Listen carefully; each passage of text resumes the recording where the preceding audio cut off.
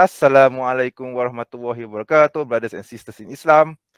Welcome again to another edition of TMA Talks. I'm your host, MENJ. Today we have a guest from across the causeway from Singapore. My brother in Islam, Ferdaus Chia. His channel is Shahira. Welcome to the show, brother Ferdaus Chia. Assalamualaikum, brother. Thank you for inviting me. Yes. I like your video intro. I always watch your video at the start, right? The you know what sound. It will be in the final edit. It will be in the final edit. Definitely it will be in there. Because this is a recorded session, so obviously there's no there's no Okay. intro, right? Okay. So anyway, my brother Fidos, maybe you can tell us about yourself. How exactly did you find out about Islam, and how do you came to Islam exactly? How did I find out? Okay, I was born baptized when I was birth Catholic. I go to a church every Sunday. I go for catechism class, study the Bible, become a choir boy, just like how Schwarzenegger said, "You choir boy," but you know, like Okay. literally, I also play the band, play the music, and then like go for Christmas carol. So I did the whole Christianity thing because it was fun and was Very standard, right? Very standard for a yes, Christian boy to I do go this, for right? confession. I go Yeah. for taking the Holy Eucharist. You know, the body of Christ. Sounds like a totally normal Catholic life. Exactly. I'm a Catholic boy in a Catholic life. Then, I really believe in Jesus to a point that I only seek Him for help, kind of thing at the time. Like when I was in trouble, I would just keep praying to Jesus or to Mary lah. Even Mary, I don't know why. Now I think about it, but at the time, it's just like asking her to ask God for help lah. And by God, and as a Christian, they meant Jesus lah. So So how do you actually view Mary at the time as a Catholic Christian at the time? How do you view Mary vis-a-vis her relationship with Jesus? Because you believe that Jesus is divine, right? So what about Mary? Do you also believe that Mary is somehow divine as well, or something else? The church make it look really, how to say, like a homely family feeling. So Mary was more like, you know, added, like you want your prayer to be wrapped up in a nice wrapper. You ask Mary to bring that prayer to God, kind of thing. Like if you pray to God directly, of course it's nice. Just that you say you go to give Mary, then she will wrap it up your prayer in a nicer wrapper, and then Jesus will say like, "Wow, this is even my mother is helping you to ask me," kind of thing lah. Does that make sense? Yeah, it Yeah. does. It does. It actually does make a lot of sense. Yeah. More like so basically for you, Mary is like a intercessor kind of thing lah Mm, between you and God lah. mm, Something like this lah, right? mm, mm. So yeah. So anyway, yeah. Continue your story. Yeah. Okay, so then after that,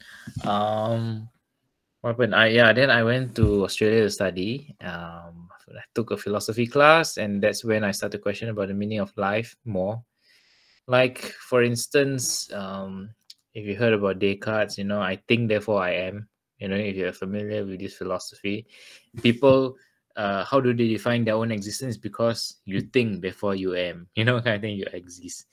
So you are the conscious being. And then I started reading about Nietzsche, Friedrich Nietzsche, and I started to become a bit more narcissistic, because I started to think that I'm the center of the world. But then I started to deconstruct even religion, because we went into folk cult, and start to understand language even, and I started to realize that maybe religion was all a man-made thing, because humanity couldn't even tell what is truth and lies. I mean, I was taught that in philosophy. Why? Wow, How? that kind of heavy material. These are all 80s material, right? Yes, because like they start to talk about how do you define truth and lies, right? It's based on social agreement, or is it based on the minority agreement? We usually go with the majority consensus kind of thing, and And then, you know, how do you define madness or crazy person? Then it's like society, if a majority people think this person is crazy, they put them in the mental hospital. But in that person's world, if there was 1,000 of that person and you are only a few, then you will be the crazy one. you know Okay. So it's like this kind of philosophical, I'll call it the tug of war in your mind, which helps you to think. Actually, it's meant to help you to think only, and so that you can look at different angles and perspective in life. But it rubbed off on me to question a lot about my own religion, and I started to ask, whether Christianity is really the real thing I should follow, because people have to believe in the sacrifice of a person, and then the blood will save you, Jesus' blood will save you, and the original sin, and then there's this whole thing about heaven and hell, whether it exists. I did ask myself that. There was one philosophical question: if heaven and hell exist, let's say you die and you go to heaven, and heaven is about happiness forever, right? Technically, yeah. So how do you experience happiness if you have never been sad? So in that sense, how do you know there's heaven? Philosophical. Oh, okay. Yes. And Yes. hell, if hell is all painful and pain, how do you know what is pain if you have never felt happy?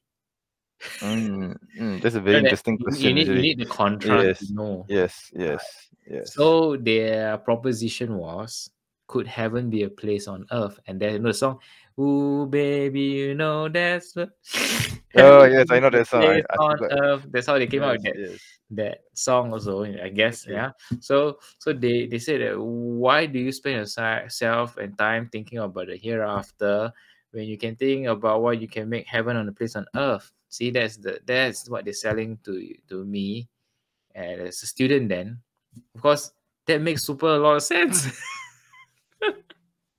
As a boy, right? It just makes I sense. think it would, because it doesn't sound logical on the surface. Yeah. Yeah. Yeah, the survey sounds super logical, right? Yeah. So that's one of the many things. Again, I say it took me years to be a Catholic, right? So it took them 3 hours every week to deconstruct me in 1 year, for example.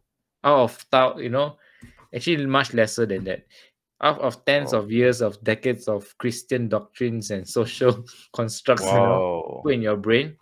questions were easy to dispel and dispel and dispel. So I Wow. became more like an atheist then. I only believe, okay, this is very narcissistic to say this, but I was in the center of the world. I was the only conscious being aware of myself. That my reality was structured based on how I perceive life. So if I can change what I perceive, destiny will change, and therefore life will change according to what I want. You get this philosophy? Yes. Yeah. I get what you mean. So It's if it's kind of very nihilistic. It's kind of nihilistic idea, yeah. egoistic. Sorry, I Egoistic. think that's Yeah. yeah. Like maybe MENJ, you don't have an existence. You are existing because I say you exist. I perceive your existence. Therefore, you are in my world now of existence. You know what I'm saying? Yes. That's playing God lah. You're playing God technically, right? Yeah, understood. Uh, Understood. and so it was. But I wasn't. Alhamdulillah, I wasn't a person who literally think of evil things immediately from that point on. Can you imagine if you have this philosophy and you think of evil things? Because you think that there's no laws governing me, because I created those laws in my head, right? So I can steal, I can rob, I can do anything. I can just Yeah, change basically you have that. no moral ethic or moral or ethos. No, there's nothing binding you to or make you beholden to any law. You can do evil whatever you want. Basically, that's the kind of mentality that you get, lah. Yes. Right? Yeah. But instead, I was thinking, if I want one thing in life, what would it be? And I said I wanted happiness. So because I wanted happiness and peace, Alhamdulillah, right, it's the same thing that I wanted. I said, okay, I'm going to make myself super happy in life. I'm going to meet people and make them happy in my life. So I will always be in a constant state of happiness. You get what I'm saying? So that was Yes. the I get what you mean. reality I wanted to create around me. So I thought, Eternal bliss on earth lah, basically. Eternal exactly, bliss on right? earth. Yeah. So it was the other tangent. I wasn't thinking of doing evil things. I was thinking of doing happy things. Yeah, so I said, Wow, okay, wow. That kind I of want moral to paradigm, wow. Okay, different, yeah, right? that kind Yeah. of mindset, mindset. Okay, so how did that, from that kind of mindset, how did you suddenly came to Islam? Yeah. So maybe you can So continue the story. Yeah. partying and partying all day is happiness, right? As long as I get happy, my friends are happy. We talk about bro here, bro there. Yo, let's meet here. Saturday, Sunday, Monday, Tuesday. Every day also on the meet also can. Play games, play computer games non-stop. After you get bored of one thing, you get next high. You go and find something else, right? Play games here and ready. Okay, never mind. Go clubbing. Clubbing. Okay, now this girl pretty. I meet another girl. Like after you after 2-3 weeks, this girl again next girl lah. You know what I mean? Then it's just like you're always in a constant chase. Chasing for the next high, the next high, the next high. Today you do roller coaster. Tomorrow you do bungee jump. Maybe then you do skydiving. Something like that. It's always Yes. finding Always the something. next thrill. Finding the next thrill. Yeah. And then getting another thrill to replace the previous thrill in Yeah. order to achieve a higher thrill. Yeah. Am I correct in saying this? Exactly. Hey, when Okay. when you're in Australia and a place that is like freedom, technically in the Yes. sense, Yes. you can try Yes. everything under the sun. Literally anything, everything under the sun. Except Wow. kill lah. Kill, maybe you get catch by police lah. I don't know. Thank I don't God know you what didn't people think go of off that lah. anyone. Thank I God you mean, didn't kill anyone. I don't, Otherwise we wouldn't be having this conversation, right? yeah, exactly. So I mean, you try everything and then you feel that what's the meaning of this life? Is it really to get the next high? I mean, is it seriously finding today you get a sneakers, tomorrow you get a Nike shoe, then you get it's always the next, when is it going to end? Like I ask myself this question and say, why am I living life on repeat even though I was trying to change my destiny and everything around me all the time, right? But it still felt like I was in repeat. It's just like the same Monday to Sunday. You're still in that paradigm. Yes. Basically, So, you're still repeating the same thing. It's just that you find a different thrill to replace the yeah. previous thrill, and yet it still continues, just finding thrills and thrills and thrills, and it never ends, right? And when's Yes. it going to stop, right? Yeah. Yeah. And I mean, there are days where I was partying so late. I went back home around 5 a.m. And in Australia, I take a bus alone home because I live slightly out from the city. And the whole bus full of Which city is it, by the way? oh, If you don't Melbourne, mind sharing. Oh, Melbourne. Okay. So I was in the bus, and the whole bus is full of drunk people, white people, of course. And then it's 3 a.m. Can you imagine how noisy the bus is? I was just sitting down on my side. I just wanted to sleep. I was also drunk lah, of course, but I was just sleeping lah. And I was sleeping. Then the moment I woke up, I was in another town, because the bus actually crossed towns. Oh my God. Okay, you fell asleep. Then by the time I woke up, right, it's like 5 Okay. a.m. at some remote place. Then I Oh said, my God. I better get off. I need Yeah. to go home. Yeah. Right? Then I also pray to, I don't know, I don't believe in God, right? But I was like, please help me find myself home. So at this juncture, you kind of lost God already by now. Yeah. By this time, at this time period, in this time Yeah. period, you No, lost God. but I was also thinking, this is a new adventure. Maybe I'll meet some hot chick along the way or something on the road. And then, there's going to be a new adventure somewhere. But, I mean, God watched over me lah. So I managed to come home lah. And also living in a student accommodation. Okay. Student accommodation, meaning at that time I was in a big bungalow and there are a total of 12 rooms. 12 rooms. Different Wow. country people living in different rooms, boys Okay. and girls. Okay? Okay. And the house rule is simple. Don't destroy the house. That's the house rule. That's the only house rule they have. Don't destroy the house. Really? Can you imagine the amount of freedom you have? But it was so fun also. But it's like, how to say, it doesn't last. I was living in a house where I would cook Singaporean food, and you have Malaysian friends there, Indonesian friends there, Spaniard, you have Colombian, American, you have Australian, you have different people, mix of people. we all watch movie together, and we eat different food. I mean, you know, I wasn't Muslim then, so there was like, of course, Barbie and all everything there lah. All right.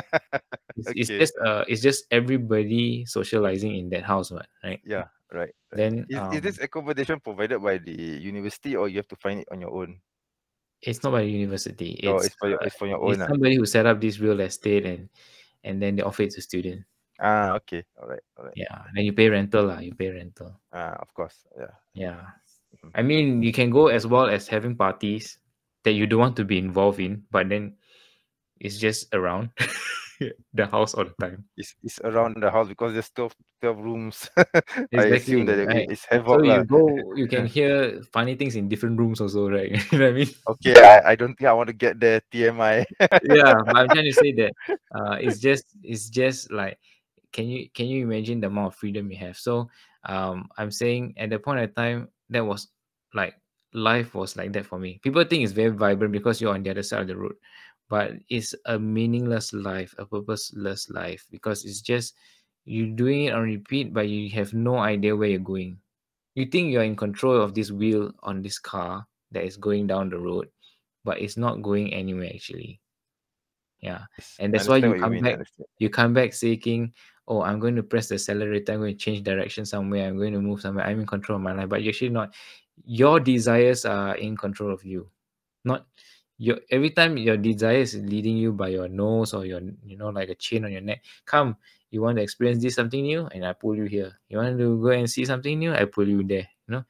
So what is leading you? Shaitan. I mean, shaitan is the one that controls your desires, and play your desires. So who is guiding you? Nobody except shaitan. So Of course, of course. so that was, of course, before I was a Muslim, that was my thinking. I have that freedom. So coming back to how I became Muslim, I came back to Singapore. I of course left that life because left Australia already. Went to Singapore, and then I met a lady who's my colleague at the bank. She's Muslim. First thing I said to her, we're not going to be together. I just said, because we started talking already, right? Then got chemistry lah. Got chemistry, just say I think you cannot lah. I don't think so far lah. But look where that ended up lah. Look where that ended up. So, Okay. So anyway, yeah. So what did the lady tell you exactly? I mean, apart from okay. that. She told me, why don't you find out more about Islam before you make such a confident answer? So I said, fine, I'll find out about Islam. Don't blame me if I going to challenge the imam or ustad or whoever that is going to ask me. I'm going to ask him philosophical question, and I can promise you he can answer me. And because this, So you told us just now, before you left for Australia, you were still a Christian, right? And then so when you left Australia and you started working at this Singaporean bank, you have pretty much became an atheist, or you still somehow a cultural Christian? How exactly, what were your beliefs at this particular time when you met the lady in it's question? more like it's more like I was on my own beliefs, but like I came home, my dad is Catholic, my mom is not. But she just follows. She doesn't question. I go home, I see the cross, and I just think that is the wood. That's how I think. Okay. That's I like, guess, I guess you stopped believing in Catholicism lah, in a way lah. yeah, I just kind of think like stopped it's a practicing wood, lah. Okay. and my dad is just looking at that, but he doesn't know what I know. You know what I mean? He's not awakened. He's just an unawakened soul. That's what I thought.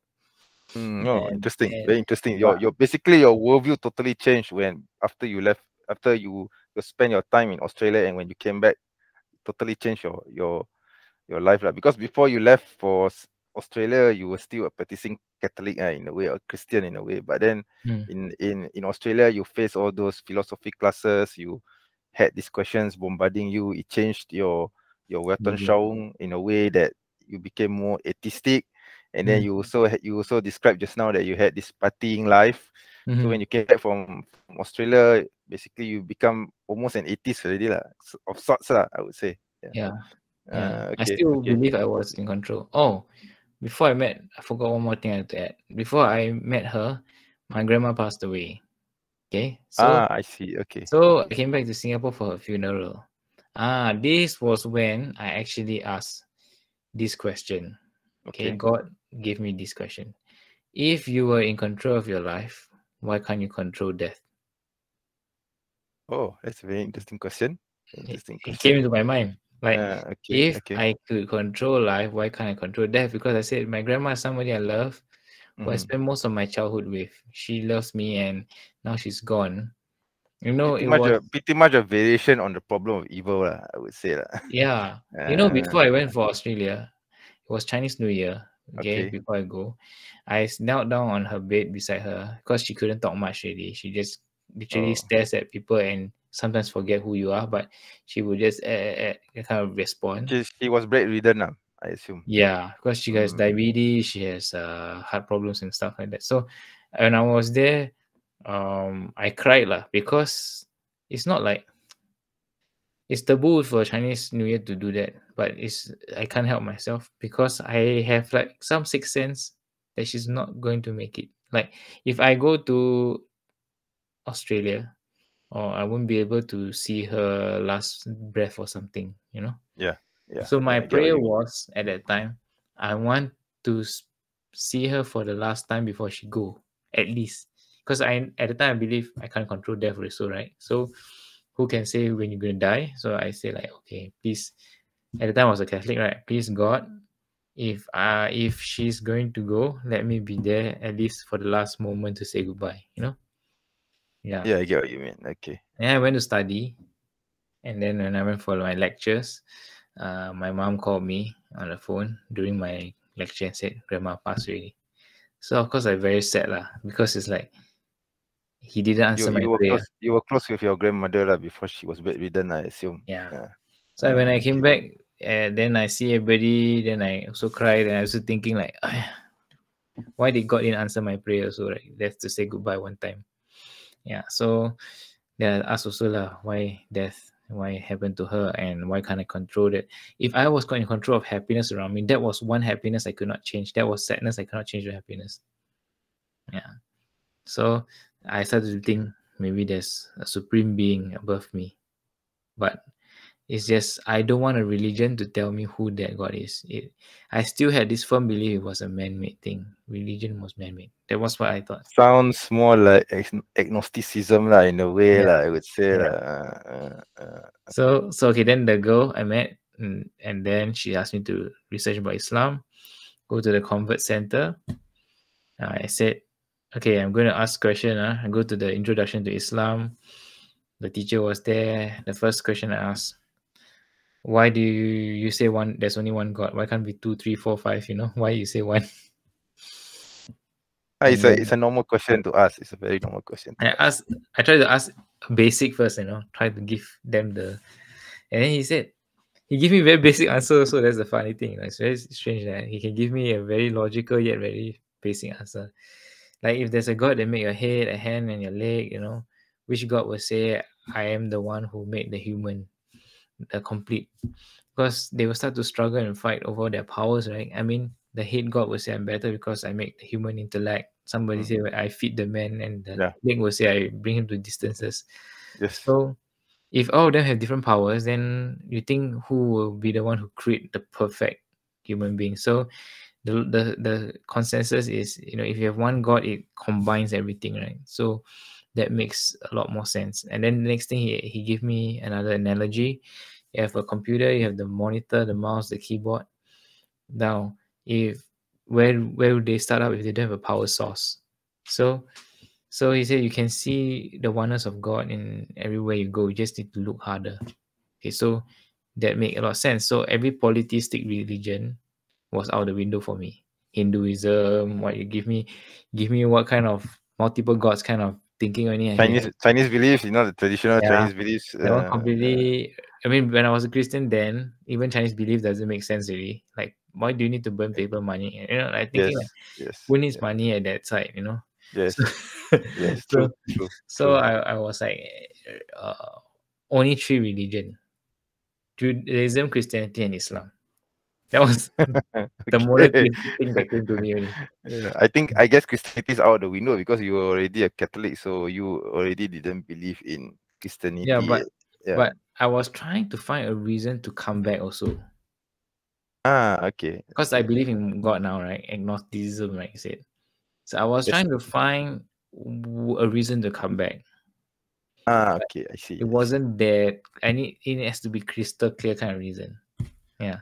Okay, I get what you mean. I get you. So I asked him next question. Why not Jesus is that God? Why not Buddha? Why not Rama? Why not whoever lah? Whoever you want, there's that one God lah. Why you choose Allah? Okay. Basic question, but very deep, I think. This is a normal question which Hmm. new Muslims always ask, and I know. So he said, okay, let's talk about Jesus, because you're previously Christian, so I'll talk to you about Jesus. Simple. Okay, so he said, okay, what do you understand about Jesus? Okay, you say he died on the cross. You say he rose from the dead on the third day, and then he rose to heaven. Okay, so if Jesus was God, and the definition of divinity means you cannot die, then did he die? Because it's very logical. And he said, he died on the cross.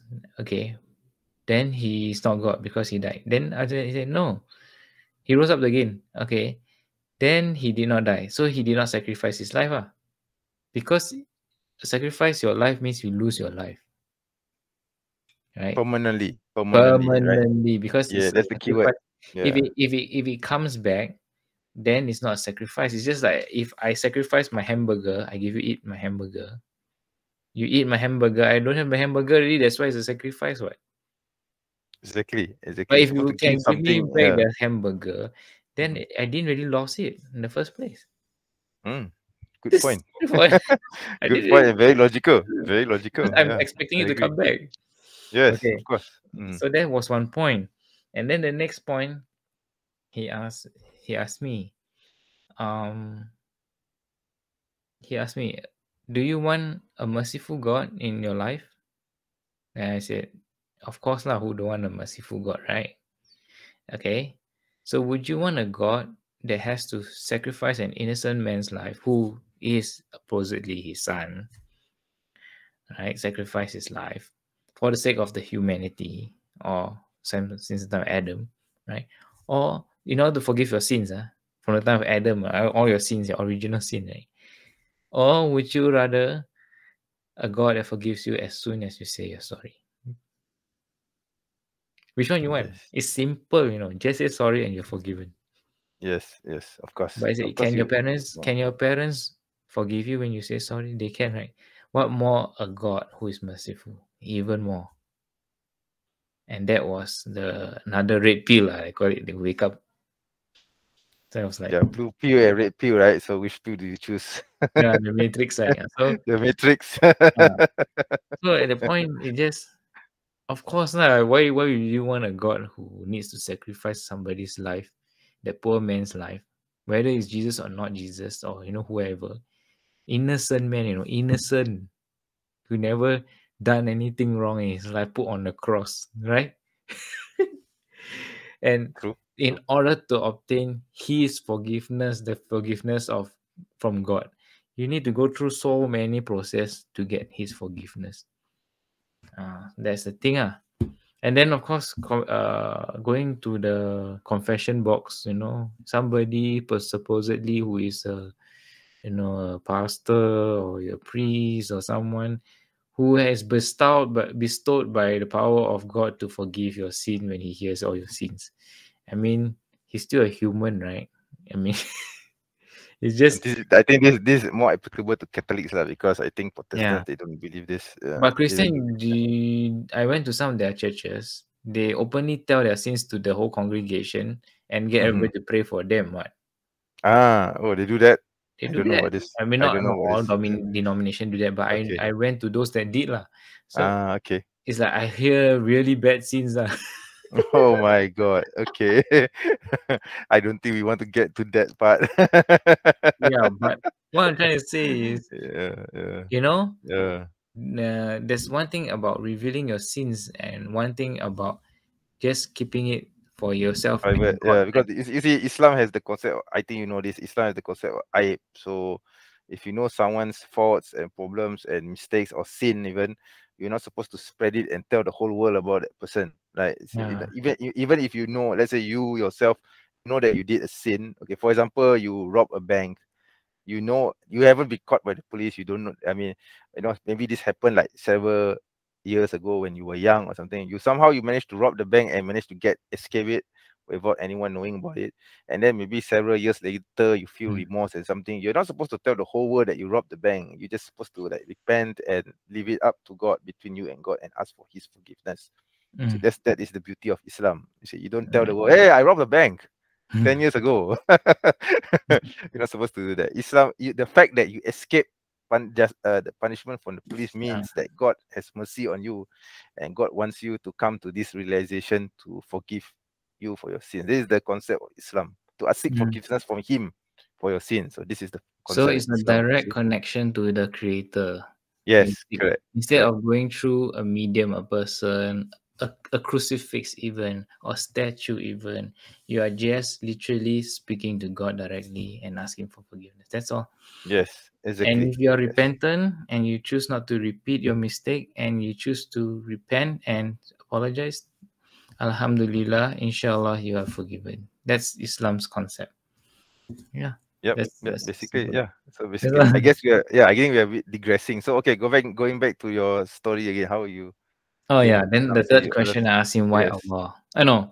Why Jesus? Then why not Jesus? Why that one God is not Jesus, not Buddha, not whoever? Right? He said, okay. So that's the reason he gave about Jesus. So I said, why not Buddha? Right? He said, in Buddhism they believe in the way of life, it's like how to live your life, but they do not have a direct connection with God. 8 paths or something like that, if I'm not mistaken. Yeah, Is it's it the 8 eight paths? paths to 8 reach paths, right? nirvana, right? Yeah, Nirvana, yeah. So, but to reach there, you need to achieve all the 8 paths, lah, something like that. But do you speak to God, and does God respond to you? There's no relationship between you and the Creator here, except a pathway to move. That's all. So that's what I understand about what he said. And Buddha did not even say he's God. But why people make a statue and believe he's God when he didn't even say, there's nothing in the text that he said, I'm God, worship me also. Exactly. Yeah. Yeah. Mhm. So then Buddhism, Christianity, then I said about Judaism is more like they believe only in their race that can achieve Jannah and enter paradise. The rest, if you are not a Jew, you're not considered chosen one. So Yeah. It's you can't ethnically based. yeah, it's an ethnically based religion. You need to be a Jew to enter Yeah, paradise. So why would exactly. God be so biased? I didn't even choose to be Chinese when I was in the Jannah. Said before they blow the soul in. Can you imagine before God Yeah. asked the angels to blow the soul into your mother's womb? You are Chinese. Alamak, I cannot heaven already lah. That's a funny way of putting it. But yeah, I get your point. We don't Then I get was to told choose the our angel, race. why you Yeah. blow me as Chinese? Why don't blow me Jew?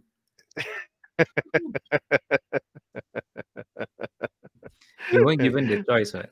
Yeah, it's true. It's true. Yeah. It's true. Okay. Yeah, Mm, so mm, so yeah. uh, So I guess Judaism's down, Christianity is down, Buddhism's down, Chinese beliefs definitely not. So the only choice left is Islam, lah. yeah, lah, exactly. So I asked him Yeah. this question: why do Muslims believe in Allah? Why is Allah? Who is Allah?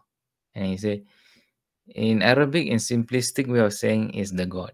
Okay, it's just the God, and it's non-divisive. There's no gender to it, and basically, he's the creator of all things, and the all sovereignty of this world belongs to him. He's the eternal, the absolute, neither begets nor is begotten. It can't be compared to anything in this world. Surah Ikhlas, right? Kul Yeah. huwallahu ahad, Allahus samad, lam yalid wa lam yulad wa lam yakul lahu kufuwan ahad. Yeah. He My just favorite surah. give My me the favorite surah. definition of it, right? And Yes, then in exactly. the most basic, even the Bedouin can understand this. So that was actually Fitra he was sharing, which is what I already had this thinking when I understood about death at the point when my grandma passed away. I said, okay, there's one God, there's definitely one supreme being, right? And therefore, it connected to me. But the only thing is, I was thinking, how to do all the rituals, the fasting lah, the Hajj lah, the Ramadan, the fasting days, then the zakat lah, then I still have to do this, then that lah, pray 5 times lah. So everything, right? I say, the life of a Muslim, how to live. No, it's a valid concern. It's definitely a valid Yeah. concern. It's a, So so I say, okay, I'll give myself more time, go and learn about Islam. And I found out, oh, they all believe in the prophets that I also believe in as a Christian then. So how exactly do you learn about Islam? Do you read books, or you visit internet websites, or you watch Okay. YouTube So videos first? there's the Ustad at that time also hosts a few seminars on stories of the prophets and on I just attend, just go down, sit and listen. And then the whole time, of course, my girlfriend then was following me because she wants to give me some moral support. But in some sense, she also enhancing her knowledge lah, which she didn't know before these things, which is a good thing. I want to advise for those who have partners who are non-Muslim and you are want to encourage him to get hidayah. You should follow him throughout his journey lah. So you also get Yeah, a reflection course for yourself, I agree. Yeah, I agree. Of course, and you feel you should. encouraged Yeah. that you are Mm. there. So Yeah, you. Mm. so when I was there, I found, oh, Adam, you believe in Adam, okay. Yeah, you believe in the Prophet Noah, okay. You believe in Prophet David, you believe in Solomon, you believe actually all the Everyone. same prophet got different. And you also believe in Jesus, which was astounding for me because Oh, it was new to you that Muslims exactly love that Jesus, was how much I didn't know about recognize Jesus. Islam. Because Wow. Okay. I only thought that at point in time Muslims go to pray to a moon god because the mosque on top there's a moon and a star, right? That's like Oh my God. how Okay. the Christian church have a cross, you pray to Jesus lah, It's just like Okay. Okay. I get the that. But association, but it's a fallacy of equivocation. yeah. Okay. So Okay. Okay. so but I came to realize that you go inside the mosque, there's no moon there. Yeah, definitely not. You won't find a moon. You won't even find any object. You won't even find a Kaaba in front of you. I mean, a statue of a Kaaba. No, you won't even find a replica of the Kaaba there. Yeah, There's you won't nothing. find a Kaaba, you won't find anything. It's an empty Anything. space Yeah. and the carpet. What you will find is probably writing on the wall, Arabic writing that you probably won't recognize at first. That one, Exactly. yes, you will find. That one you will Yeah. find.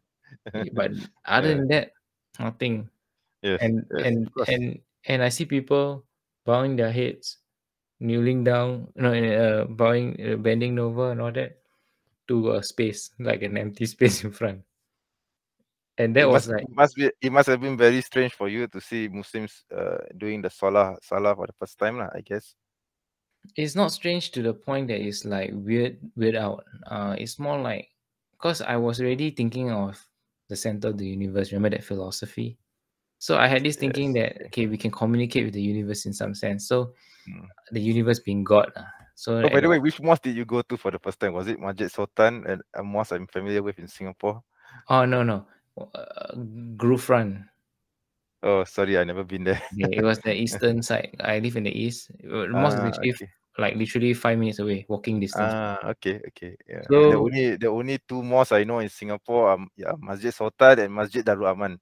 uh, Okay, these are the only two mosques I know, because these two mosques I prayed there. My jamaah there. Other than that, I have no idea. yeah. Yeah.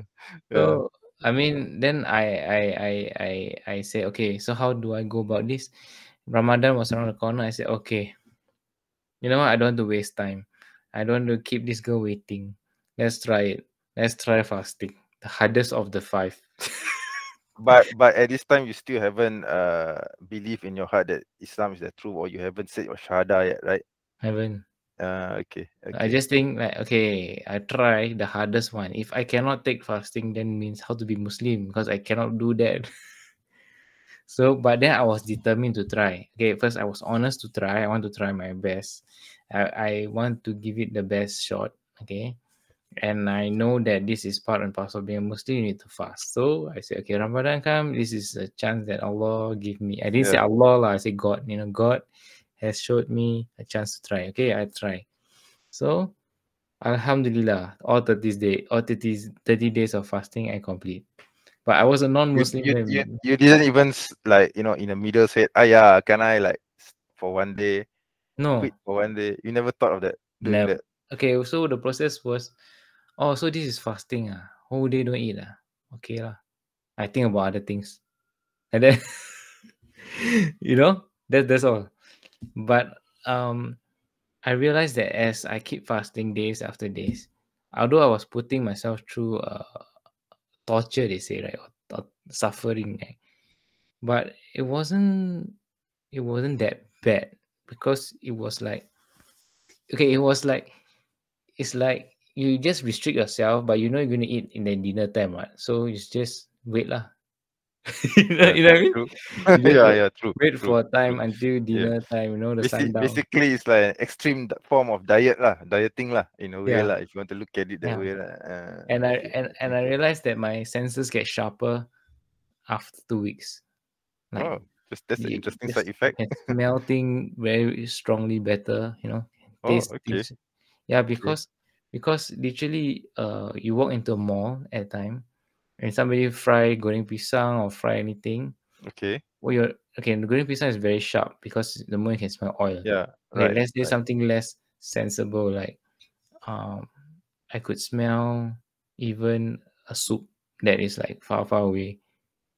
There is Wow, fish soup. okay. And like, wow, fish soup. It was that sweet. It sounds like you suddenly like you develop superhuman powers or something.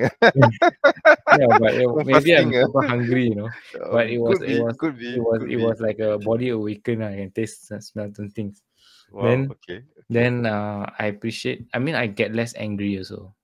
I Ah, think part yes, of when you because you're too tired yeah, you're too tired like from fasting, so there's no point for you getting angry. yeah. So it's like, okay lah. People want to make me wait.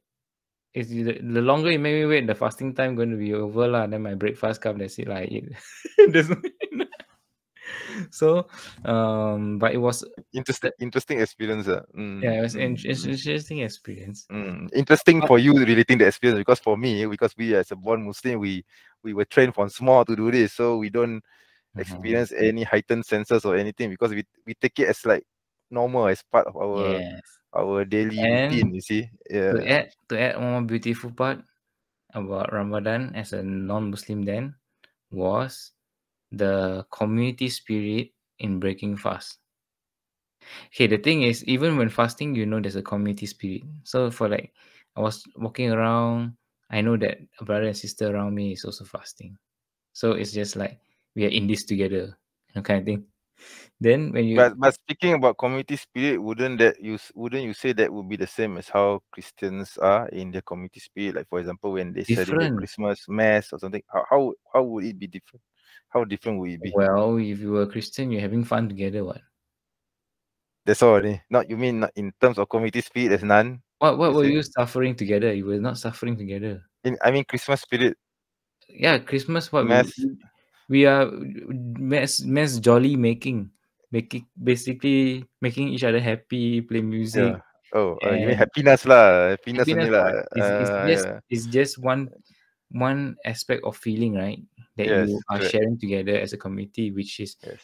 caroling. Yes. You said yourself you were carol boys or that. So Yeah. you okay lah. Maybe you praise God, raise your hand together. That's the community spirit lah. But Okay. And in how is it in Ramadan then? the sweetness of suffering together Okay. is the beauty of it actually, because when you suffer together, you taste the beauty of coming out of the suffering together in the breakfast, and then you feel a community spirit that is different like no other.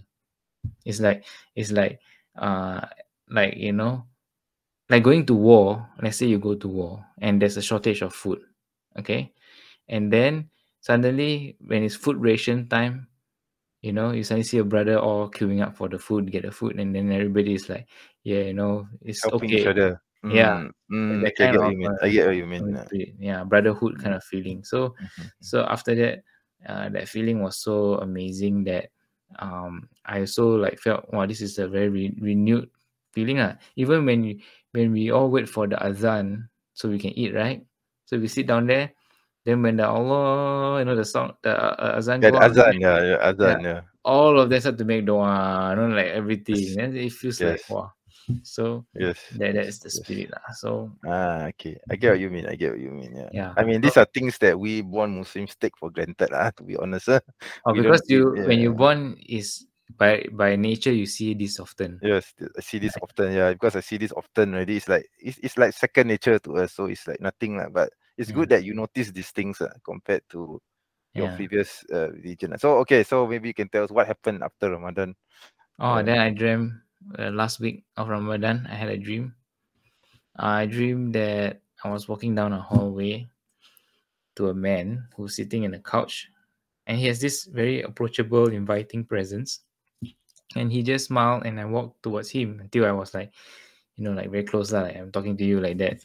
And then he smiled at me and he said, "Brother, when do you want to be part of the family?" And then I woke up. He spoke in It was English. English, but Oh, okay. it was like Okay. very short and very simple, and just I also wanted to continue conversation but cannot, but I just wake you up. Yeah, he suddenly woke up lah. Yeah. Okay, okay, So okay. when I woke up, I said, okay, so strange this dream, but maybe it's just reading too much Quran or reading too much, Yeah. Maybe Islam. it's just a mind game or something, right? Yeah. Okay. Then the same day, my friend Ibrahim asked me out for dinner, Okay. and he said, "I see you always go to convert center learning. Do you want to be Muslim?" See, as he was inviting me, like in that sense. I think, wow, coincident. I had a dream only last night. This guy also asked me same question.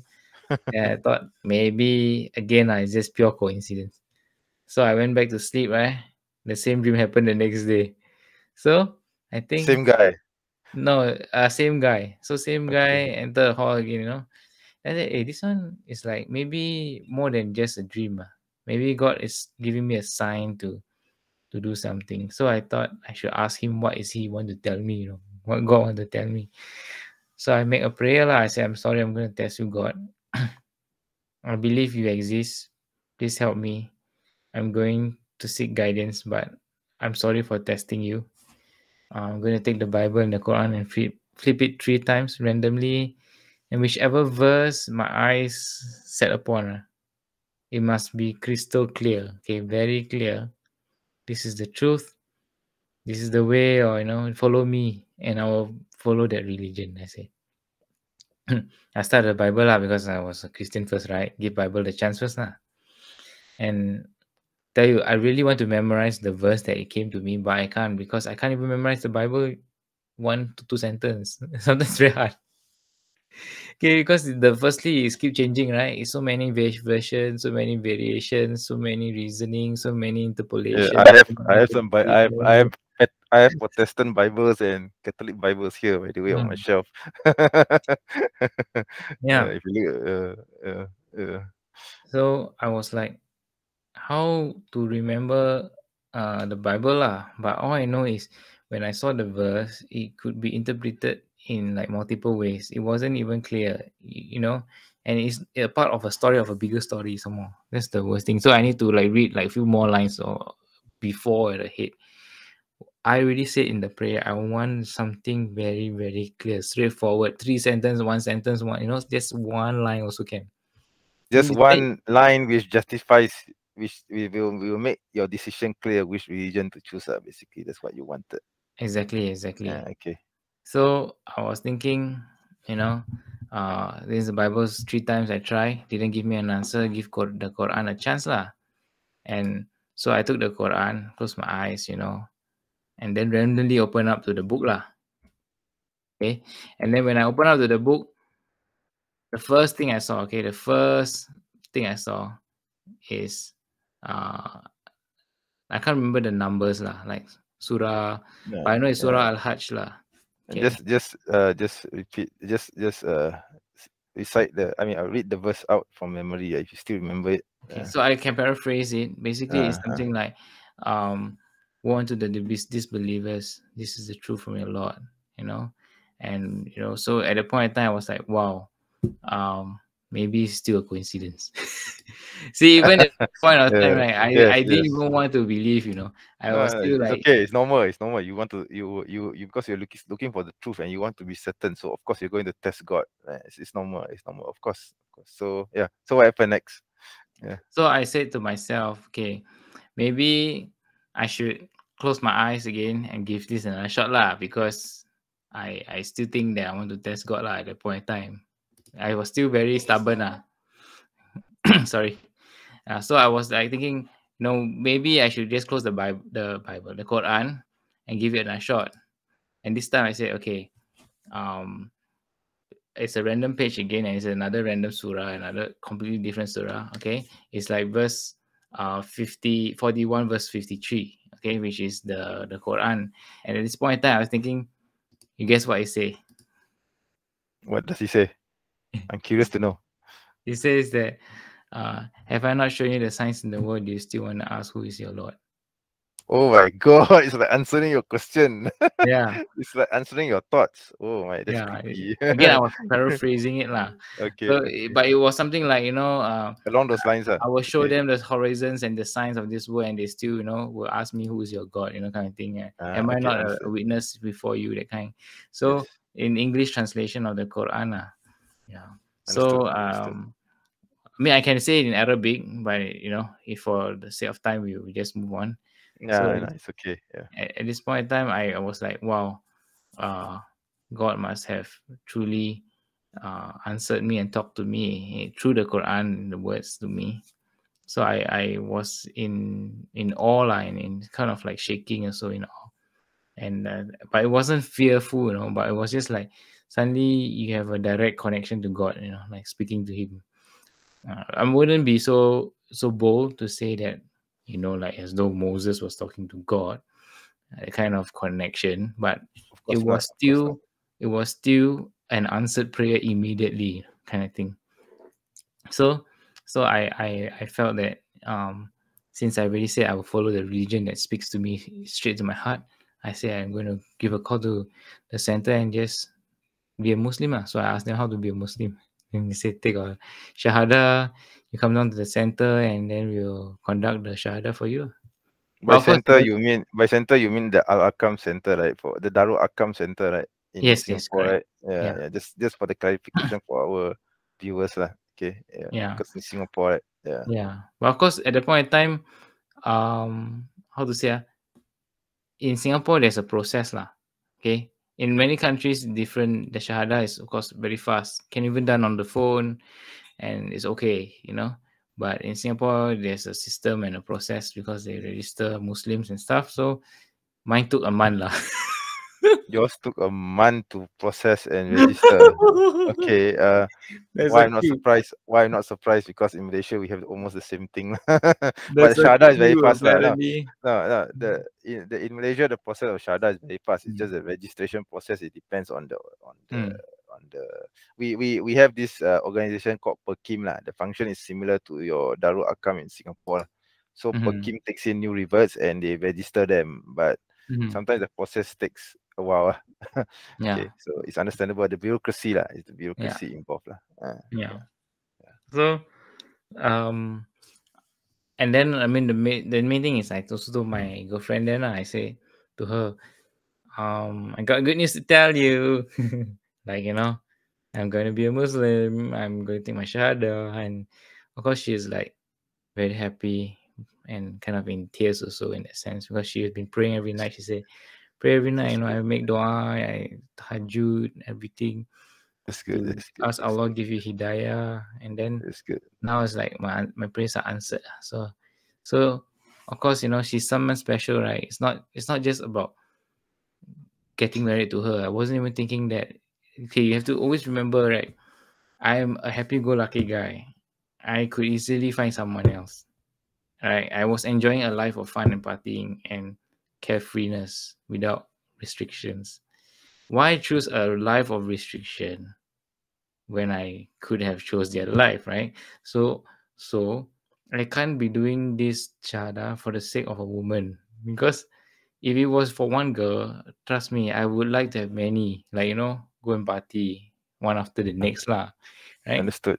Yeah, but I chose to restrict myself, not because of women, because I believe in something. I believe that Islam is the truth. I believe that Allah has shown me the way, gave me guidance already. And to deny it even at this point in time would mean, oh, my light went off, hang on. Would mean, if I deny it at this point in time, it would just mean that I am literally denying truth in my eyes. And I cannot live a life of untruth for a long time. Can you imagine Yes. on the day of judgment? Because I already give you the sign. You asked for it, and I gave it to you some more. And And then you're still denying it, and so you're you going to choose get to deny. you will face retribution if you still deny it, basically. Yeah. Yeah. So Yes. if you read Surah Maida, the disciples of Jesus asking him to ask him to pray to God to show them a sign, a full table spread of food, right? They must spread a food from manna and salwa. Yes, Yeah. from heaven, from the And heavens. God said to Jesus, I will grant you this sign, and should they see this sign and choose to yet still not believe, they would literally be the worst torment that I've ever done to mankind will be inflicted on them. Can you Yes. imagine? That's the only part in the Quran where God is so threatening. Yeah. True. But because they were asking for Yama Kiyama, they're literally asking for the day of judgment kind of reveal, right? We are all veiled out, right? You cannot see we are just living life in faith, right? Can you imagine you're asking for that veil to lift out and God show his face to you? Is this literally showing you by showing you food on the table which you ask for? Yeah, so if you ask for that, you have to pay for the price, which is if you still deny after I showing you this, means you led yourself astray by shaitan, then you deserve it. So Of course. so God is have to be just. He has to enact his justice, so he have to bring you to just. So after that, Alhamdulillah, also my parents came. Because they want to know how I pray to God, ask him to make my what were your parents' reactions to your reversion to Islam? my parents. Your parents when they My first dad, heard of it. my dad was the easiest in the family because he quite easygoing. So I took him out for makan. Usually we have tea breaks talk we call it. We meet for coffee break and talk. So that day is like dinner. So after dinner I go to the park, just hang out and talk, ask him questions about Christianity. Because he's a Catholic, right? So I asked him why you believe in Jesus? He said, Jesus is nice, he's like a nice guy. I said, yeah. I said there are many nice guys in the world, There are many Jesus nice. is a nice guy isn't exactly a reason I would use to believe in Christianity, right? But he got a lot of reason. I'm just like summarizing the Jesus is a nice guy. All right. And then he sacrificed your sin, basically that kind of thing. Yes, normal. Nice guy, nice guy. That's Christology talking. Yeah. So I was like, okay. When I gave him the philosophical questions, he couldn't really answer logically because he wouldn't even be able to use the Bible to reply for me because you see I've never but this didn't upset your dad, huh? I mean you were didn't it able to talk wasn't just trying frankly. I was not trying to say he's wrong. I was trying to ask him for an answer for things that I have no answers for myself. Understood. Yeah, it was more like I have no answers to this question. How can we say that a person is merciful if he needs to sacrifice an innocent man? How can we say that, So it's like a real question that I have. And whenever I ask even the priest, they also cannot answer me. They literally tell me, you need to read more of the Bible. Like this kind of thing, like if I need to read more of the Bible, you read more than me already, right? You tell me lah. Good point. That's a very good and logical reasoning. Yeah, true. It's true. But he never give me the answer because he actually don't know lah. Yes, exactly. He have no answer for it. No, they don't have an answer, so they ask you to read the Bible. Yeah, he asked me to read the Bible. So of course how many I said, okay, then if I read the Bible, which version you want me to read? And okay, read which version, then how thick is the Bible? And then should I read the this and that? It's like so many. Basically, it's like, which chapter do you need to read? Which verse you need to read? How do you going to understand this verse, etc.? They don't even tell you that, right? Yeah. And it's always sometimes when you go for the church service for me that time, it's really like they pluck out things from their head only. They say this is because of this. It's not. Okay, let's put the Bible aside. My questions, can anybody answer now? Nobody want. I only give a basic 3 question. Is if you have a merciful God, would you want to worship a merciful God or something not so merciful? Now, would you consider the act of sacrificing an innocent man merciful? You will say, no, what? Would you put the beloved Jesus, a man who you love, to sacrifice just for your sins? I mean, like today, if that guy was on the cross, what would you do? I'll tell you what I would do. I would take him down from the cross so that he wouldn't need to suffer. Exactly. That's the basic human fitrah to Human save instinct. someone, right? Human instinct. Yeah, Let's it's a put human thing to religion do. aside. Put religion Human aside. instinct. Yeah, definitely. If he's an innocent man, what you do? You will save him, Of course, right? you try to save the man, lah. Right? Exactly. Yeah, that's a logical one, right? Yes, correct. Yeah, but if you put Christianity and Islam, you wear those lenses. Let's say you wear the Christian lens now. You will want him to be on the cross to forgive your sins. So you want Jesus to suffer there even today, just to forgive you. You see? That was what would go in my head. And I said, okay, now I take away this lens, I put the Islamic lens. He's my prophet, he's on the cross. Oh, better save him. That's what I would think. Yes, of course. Yeah, So definitely. this point is In clear. fact, we Muslims, we don't even believe that Jesus was ever on the cross in the first place. He was saved even before that. Someone else was made appeared so to them. That's what the Quran says. Yeah. Exactly. So the Quran given you the truth of where the story is. But what I'm trying to say is, even if you put the Quran one side, right, and you look at it from a logical human point, you can also see the truth. Meaning God made the truth so clear that at this point, without Quran, you also can see it. Because I ask you these two questions now. If you put Jesus on the cross, will you save Jesus right now or let him die on the cross? Yeah, you also will say as a human, you will save him. Yeah, I would save him. I mean, if I save don't any know man. who he is, also I would save any person on the cross if I know he's innocent. Okay, but unless right? he's a criminal, he's a criminal. Let's say you go to court, right? Then he's supposed to be hanged, lah. Then because the judge say he's a criminal, you won't save, lah. Because he's obviously a not, criminal. lah. Obviously not, lah. Right? But we all know Jesus is an innocent man, right? He's not a criminal. If we know that felon is innocent from the crime, even though if the judge says so, we still try to save him, right? Because we know he's innocent, right? Innocent, yeah. So it doesn't Don't matter what kill the that judge man. says. He's innocent. You're killing an innocent man. You would try to tell the judge he's an innocent man. Don't kill him. Exactly. Yeah. Yeah. So you will be one of those people who are the Hebrews or the people at that time who would fight for Jesus' life. It's the Pharisees who put him on the cross. The Pharisees were the one who told the Romans to put him on the cross.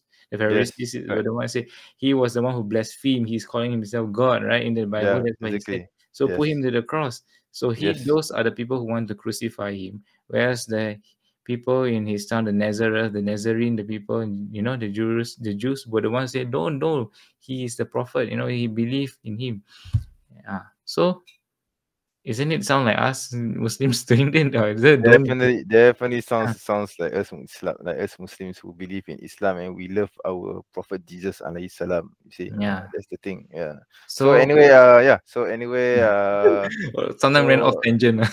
No, it's good. It's good that you share with us this story, so we actually can see where you're coming from, and you actually touch on Christianity without me having to ask any questions about Christianity, which is exactly what I wanted from you. So anyway, when I share this, I'm not trying to hurt our brothers of different faith or anything. I'm just trying to say that from my view, how I see things in life. I'm showing you how I see things in life. Yes, and basically it's up to you to take this opinion and to massage it and to think for yourself. I'm not saying you have your own opinion. This is you can take mine 100%. Of course. I mean, everyone is entitled to their opinion, and this is your story of how you see things, right? So, and you have the right to say it. So that's basically the point. So it's I just to be fair, I'm just saying if anybody is feeling offended or hurt from it, I'm so sorry. I don't mean to do so. I'm just trying to tell you that this is what I went through in my head. No, it's okay. It's understandable because this is your experience. This is your story. So you have the right to tell it. Okay. So anyway, maybe I think we need to wrap it up soon. So anyway, Conclusion now. not Okay. really conclusion. It's more like maybe fast forward what happened after your conversion, your reversion. After you told your dad about your reversion, and then what your girlfriend reaction is. What happened to your relationship with your girlfriend after that, and then conclusion. Yeah. Oh, what happened to my relationship? So, of course, you now become a better, closer relationship lah. So I plan to get married at the point with her because she was the one who led me to Islam. In some sense, you know, you cannot discredit that point. If she didn't ask me that question, I would never know about Islam. To be honest, a She lot of me, was the spark that led to your wanting to study Islam. Otherwise, if she didn't ask you that question, you wouldn't have considered it, right? obviously wouldn't because Yeah. the media has already closed all the doors of your mind. To So be honest, maybe you can share with us what were your worldview. conception or your misconceptions about Islam prior Oh, I to tell your you a girlfriend lot asking lah. the Like question. Just the sum it up, just a few points lah. You know, the okay, common ones the or common something. misconception conception, moon god, right? Moon god, that's a thing. You always see the moon star. Okay. Then the next misconception that they're all Malays or Indians because I'm in Singapore. That is actually a misconception which is not just in Singapore. It's also in Malaysia, by the way. Okay. It's also in Malaysia, so it's not. I'm not surprised. So Yeah. anyway, I said I don't really see Chinese around. You know, this is not yeah, really a Chinese basically, acceptable religion. basically, you believe that Islam is just for the Malays, and the Malays just believe in Islam, and that's it lah. And it's not for Chinese lah. Basically, that's what you think lah. You perceive And the lah, next right? thing I see is they must all be teaching terrorism because you see in the media they talk about I'm not terrorism. surprised also at this Yeah. misconception as well. Hey, really, at the point in time I was doing poly, I was doing polytechnic, and there was 9/11 happened, and Okay. Oh, you were in and polytechnic. You were you in know, polytechnic when I was 9/11 in happened. secondary school when 9/11 happened. Oh, Sorry. I was in college when it happened. I remember I was sitting in my school lab, and then I saw this news flash on CNN website. You know, at the time we didn't have broadband. I think we were using, I don't know. I'm not sure what it was, but it was I think it wasn't broadband, but it was fast. It was cable lah. It was cable network, cable internet. So I went to the CNN website, and they were saying news flash, a plane crashed into into the towers, twin towers in New York. So I was playing the video. You know, buffering takes a long time with the old system. So I was watching the plane slowly boom into the plane. I was in shock when I saw that. You know, the first thing that came to my mind, I said, "Oh God, please do not make these Muslims being involved." This was the first dua I made.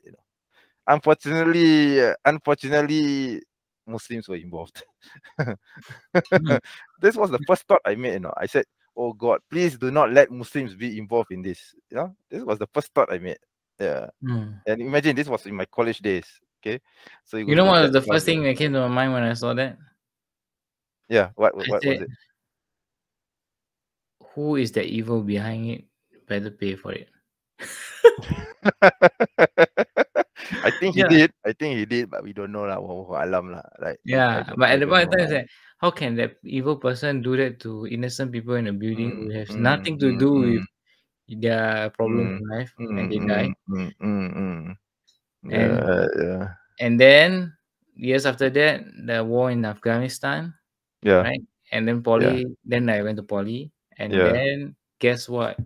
Heard of this kind of sites called ogrish.com? Heard of this ogrish.com? No, I never heard of this. Never heard of Oh, this my website. friend No. intro me one. All this place Okay. where you Okay. can see beheading, killing, Oh everything. my God, really? Everything uncensored. Oh shit. I don't think they have this site anymore. I don't know. Probably I've it's gone never now. been there for a long time. I think it must have been. I think it's gone now. I don't think people will want to visit those kind of websites now. Yeah, some of my friends, poly, we are young. They just want to Yeah, show you all I understand. I the know lah. gore, right? Don't show you gore. Yeah, the gore. Yeah. So you see TV, you always look for what M18 because you see the real gore, right? Kind of thing. Yes. Correct. Yeah. Didn't know it was desensitizing your humanity way. Yeah. So Yes. so at that point, went there and I saw those things. I said, wow. Then they hold a black flag and everything, right? In Islam, With the shada on it. everything Okay. lah, Okay. everything. So All right. at that point, the impression is, wow, there's such an evil religion That and a was your cult. perception. It was then when I was saying like, Okay. these people are spawns of the devil. Yeah, I understand where you're coming from. It's totally normal. I mean, of course, we'll be outraged at this action, yeah, Yeah. because we I mean, and naturally, if you're a Muslim and you yeah, see a fanatic Christian do that, a fanatic, like an extreme, yeah. let's just say it's a spawn. Yeah, we will say the same thing. Like, for example, that guy that went into Christchurch, in the mosque at Christchurch, and started shooting everyone. That was the first thought that came into everyone's minds. Yeah. Yeah. But Any form of extremism, yeah. you would just say it's a form of the devil, a spawn or devil. Definitely. But the Yes. media just go all out on the Islam part. So Yeah. Islamic terrorists, Islamic jihad, Islamic jahiliyah. No, Islam, anything. There's no that is. I think that is just their game lah. So anyway, what besides terrorism, moon god, Pedophilia. pedophilia also is mentioned also. So then how Pedophilia meaning can that are you referring specifically to the marriage of the Prophet and Aisha, Aisha? That's the issue lah. Okay. the same Oh, thing. It's the same cycle. I think it's the same issues lah. Multiple wife, polygamous Okay. relationships. That one's easily answered. Actually, if you read the Bible, you know that Solomon had multiple wives, right? So how do you reconcile that? I mean, Because why? Jesus Yeah. was the light. So Jesus was the one with only no wife.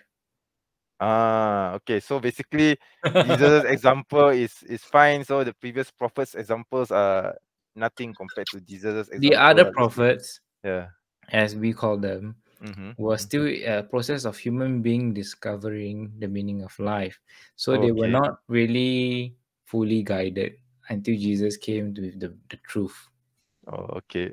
In that perspective, I understand. Therefore, you see the Bible. You see when you say Noah or what, they were drunk or what. Then I was thinking like, the Bible said these things now. Like that time you think, It does. It says that in Genesis actually, Lot was drunk.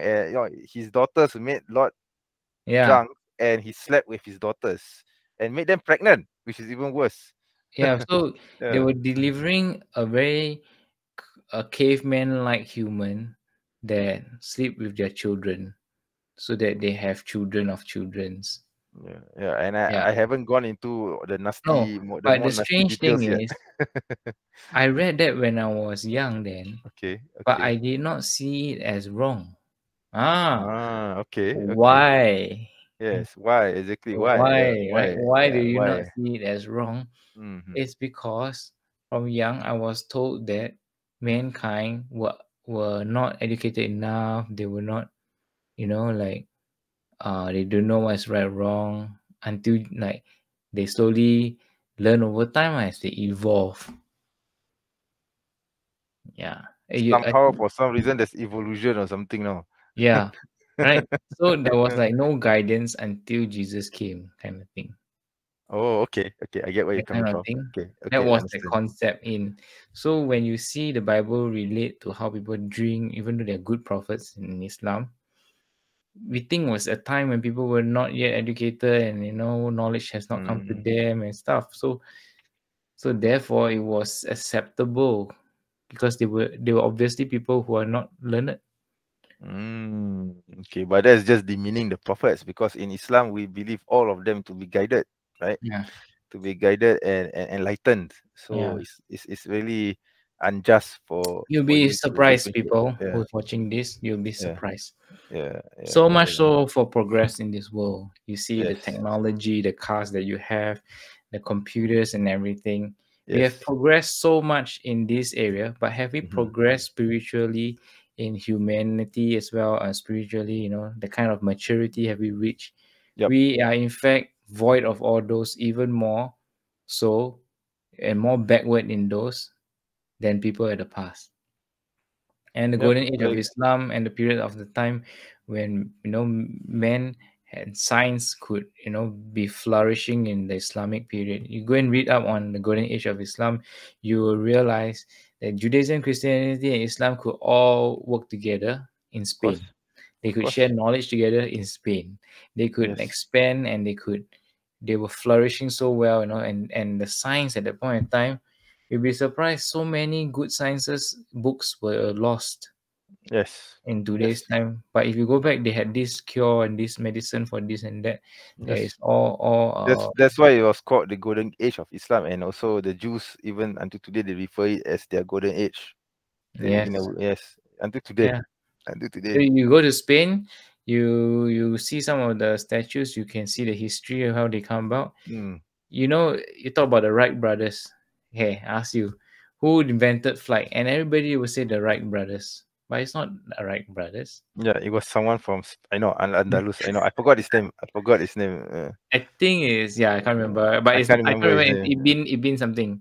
Uh, Yeah, I don't remember his name. I don't remember his name also. But I know it was someone from Al he's a Andalus who invented Muslim. flight. Yeah, he was a Muslim. Yeah, he was a Muslim who invented Yeah. flight before the Wright brothers. So okay, Actually, maybe yeah. So anyway, I think let's maybe we can never mind. It's okay. I think you can wrap this up. I guess it's already like wow 12:49. It was very fascinating talking to you, but I know that we have. I don't want to keep you from your sleep lah. It's already no, going to be 1 o'clock soon. I'm a late just, sleeper, but I don't know whether you are. So I mean, it's okay. Since yeah, you're on the show, you yeah, just ask away. It's fine. yeah. So Yeah. anyway, the conclusion take away from this, I assume that at the end of this long journey, you finally married the girl of your dreams. The girlfriend who became the wife. Yeah, the girlfriend who actually become your wife now. And yeah, so and now you have I believe you have a son now and everything. Yeah, so like yeah, so what's the takeaway from all of this? Maybe you can share with us your Okay, take away. Okay. yeah. There's a saying from a monastery, a monk. Okay, a monk actually say, like, you came to ask for a purpose, a meaning of life. You come to ask for answers, come for ask for truth. But have you first let go of all your prejudices? Have you emptied your cup before more can be filled in? If you have not fully let go of all this, right, prejudices, misconceptions, whatever noise you hear on the internet or everything, how can you know that you truly know what you know? If you don't let new information come in, if you don't analyze those new information and to think for yourself. In the Western world, people are so entrenched into a personal identity that they own. They think they own. Again, they think they own. When they actually slap a lot of labels on themselves. For example, I'm a doctor, I earn this much money, I'm this educated. Those are all labels. A doctor is one label. You're educated because you're medical science. You earn a certain amount, you're certain social class, right? We slap all these labels so that we can present ourselves to the world with this mask or with this label that we put on ourselves and call ourselves a doctor or lawyers and so forth. But these labels are all created by men so that you can form a perception of what is real to you in your life, what is reality. But if you were to want to really find the true meaning of life, then you need to deconstruct whatever you think you know before and start all over. You have to literally, yeah, it would be a sort of existential crisis for some of you because you never knew that, you can actually do this, or, life has more to it than what you think you know. Of course, you can also choose to live in bliss and ignorance, lah. But don't forget, all of us have one thing in common: time. And time will run out. Yeah, And very time will very run wise out. words. When those time run out, okay, you think you have so much time when you're young. So when you're young, you think you have so much time, you can play and have fun all you want. Okay? But when the runway is coming to the end, you will wish that you have more runway because you wish that time was still on your side when it's no longer there. And that time, you don't know when it is because it's only God who decides, not you. Because we cannot even hold our breath for more than 1 minute or so, right? And we struggle to breathe. How can we be in control of time if you cannot even control your breath? You cannot even control reality. So 5 senses we have, all limited. Universe is so massive. You cannot measure with your 5 senses. You want to measure the power of God. God don't form himself as a physical form for you only. Yeah. And God will say, Yes. look all around you and you see my creations. And then you see my miracles also, and you still don't believe in me, right? The miracle that your heart is beating at a precise second and minute to keep you alive. The earth rotating around, the solar system, right? The moon and the stars, everything is there. The reason, you take it for granted so much so that you think it's supposed to be yours there. It's supposed to be there for you, but it can just be gone for you also, as much as you think it can be there for you. So think deeply on those words, and inshallah, if you're an atheist or a Christian or Buddhist or whatever, even a Muslim, these are things that we should revisit. Again, like I said, being a Muslim doesn't mean you're guaranteed heaven. You just got a golden ticket like Willy Wonka, you open a chocolate bar and there's a golden ticket for you. But it's only through the mercy of Allah you enter paradise. So just like the prostitute who made a lot of sins in her past, she fed the dog and God said she gave the dog water because it was thirsty and saved its life. And God said, by my mercy you enter Jannah. So Yes, it's a very famous hadith. Yeah. yeah, so we all just need to remember his doors of mercy have not closed. We just need to open up our hearts and find what's the meaning of life and come to him. Yeah, that's all he wants. You come towards him, take one step, he comes running to you. Right? Hadith also. Yeah. So inshallah. Very good. So very good. So I guess with this we end the show. So thank you very much, Brother Firdaus, for joining us. Hopefully, maybe in the future you can join us again. Yeah, Yakum. So anyway, for those who are watching or listening to TMA Talks, thank you for listening to my podcast. If you like this video, please do not forget to give a thumbs up. If you would like to share this video, please do share it all around. Do not forget to subscribe to my channel. Inshallah, I'll see you again in a future episode. Assalamualaikum warahmatullahi wabarakatuh. Waalaikumsalam warahmatullahi wabarakatuh.